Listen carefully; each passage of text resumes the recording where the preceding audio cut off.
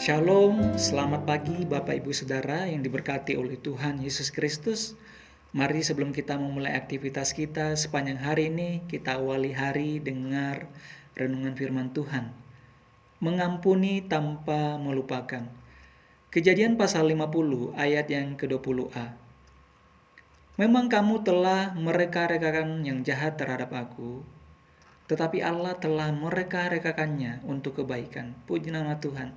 Saudara, kerap kali kita pernah mendengar ada pujian berkata, mengampuni, mendoakan, dan memberkati.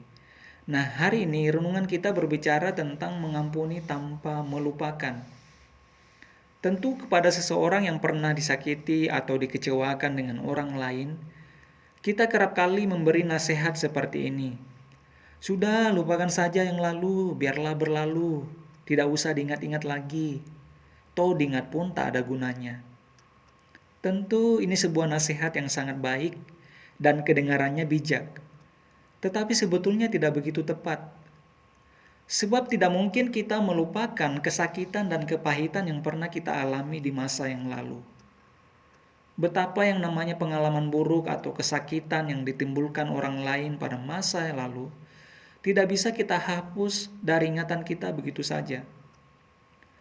Yang bisa kita lakukan bukan melupakannya, melainkan kita mengampuni dan mengingatnya dengan cara yang baru. Bukan menghapusnya dari ingatan kita, tapi memaknainya dari sudut pandang iman. Inilah yang dilakukan oleh Yusuf ketika ia pernah begitu dibenci oleh saudaranya. Mereka menganiaya Yusuf, bahkan menjualnya sebagai budak. Yusuf kemudian bekerja di rumah Potifar, tetapi akhirnya ia difitnah oleh istri Potifar lalu dipenjarakan. Tetapi sampai akhirnya Yusuf menjadi orang yang penting di negeri Mesir. Namun Yusuf tidak membenci dan menyimpan dendam kepada saudara-saudaranya. Saat mereka datang dalam posisi sebagai orang-orang yang meminta pertolongan, Yusuf menerimanya dengan tangan terbuka. Padahal sebagai orang yang sangat berkuasa di Mesir, Yusuf bisa saja membalas perlakuan buruk mereka. Tetapi Yusuf memilih untuk tidak membenci. Yusuf tidak melupakan perbuatan buruk saudara-saudaranya di masa yang lalu, melainkan ia melihat dengan cara yang baru dari sudut pandang Allah. Yusuf berkata kepada saudara-saudaranya, memang kamu telah mereka-rekakan yang jahat terhadap aku, tetapi Allah, Dia telah mereka-rekakannya untuk kebaikan. Saudara, hari ini kita kembali diingatkan, mari mengampuni tanpa melupakan. Mengampuni kemudian mengingatnya dari sudut pandang iman. Penting sekali kita mengingat sebuah kepahitan, sebuah kekecewaan dari sudut pandang Allah. Supaya kita sebagai umat-umat Tuhan, kita tidak terjebak dalam kemarahan yang tidak berujung.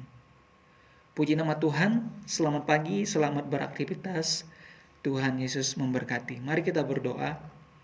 Bapa, kami mengucap syukur buat renungan firman Tuhan yang boleh kami dengarkan pada pagi hari ini.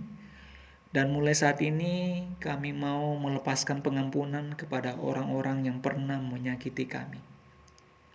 Terima kasih Tuhan Yesus, berkati umat-Mu dimanapun berada saat ini. Di dalam nama Tuhan Yesus Kristus kami berdoa dan mengucap syukur. Amin.